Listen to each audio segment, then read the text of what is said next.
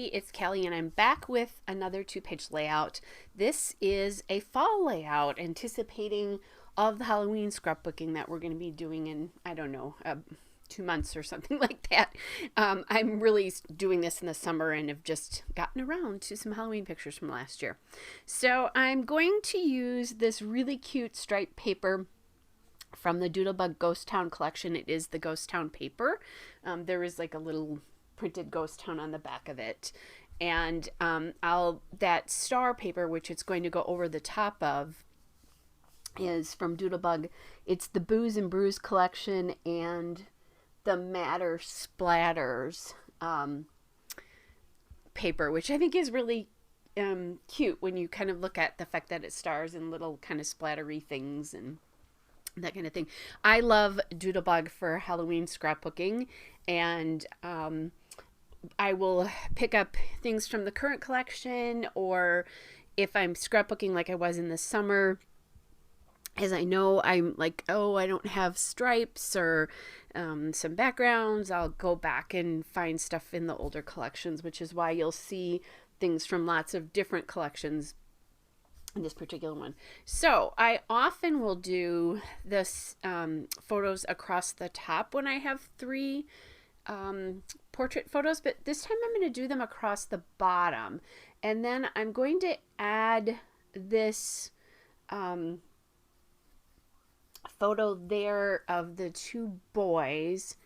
And I was originally kind of playing with how I was going to do this piece, and I was thinking about ending it right there and stopping the stripes. And then what I did is, to fill in one of the horizontal photo spaces, I used an Ellie Studio journaling card there.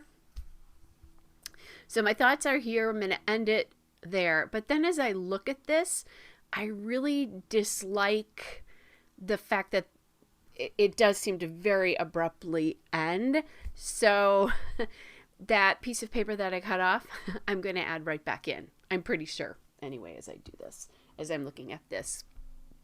So I'm going through some stickers, and I find that Eat, Drink, and Be Scary sticker from the Doodlebug Ghost Town This and That, which is their 12 by 12 sticker sheet.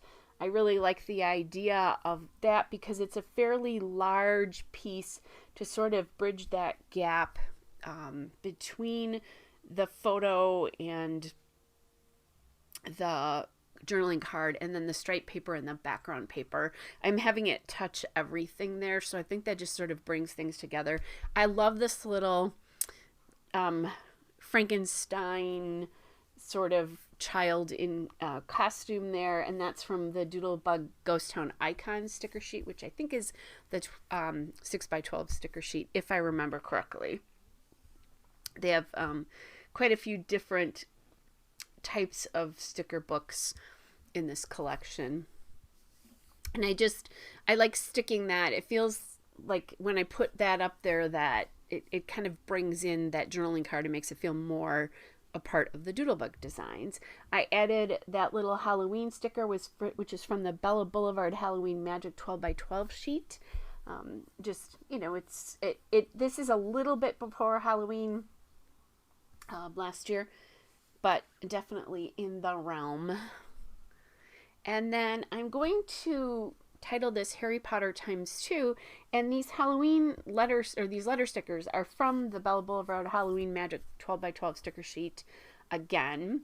And I actually think I might have had two of these because I think I had to play around a little bit to get all the letters I needed. But we took the boys to this really cool Harry Potter kind of display that a family does in their yard near us. They do it over 2 weekends, have this amazing setup, like you get to meet Hagrid.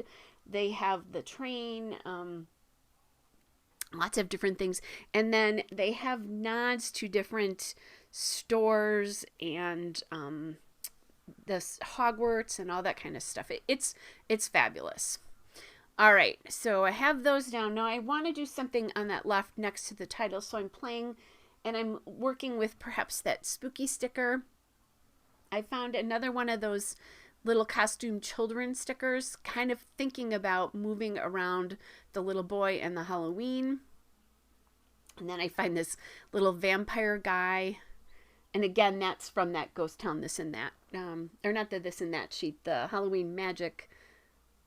Nope, I'm wrong. Ghost Town Icons again.